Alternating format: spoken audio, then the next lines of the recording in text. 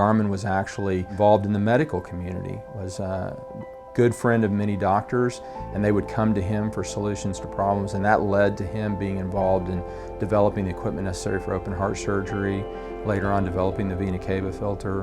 We finally wound up building them a prototype open heart machine that had a lot of automatic features about it, and along with it came the necessity for catching clots that develop in the lower extremities when there's injury. Dr. Greenfield came to him and said, you know, we have this blood clot, and and if it breaks loose, we need to keep it from going to the heart and the lungs, but we can't block the blood vein, you know, the vessel. We can't keep the blood from flowing through the vessel. So Garman took the cone filter idea from the oil field and adapted it and literally built a cone filter that goes in somebody's vein.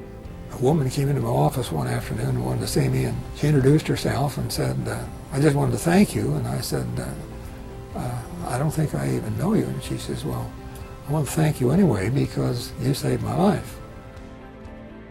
He helped an awful lot of people in a lot of different ways to help make their lives better or help solve a problem for somebody. I mean, the stuff he did behind the scenes to help people, but we'll never know who all they were. Garman gave away far more of the money that he made and the wealth that he had in his lifetime than he ever spent on himself or his family.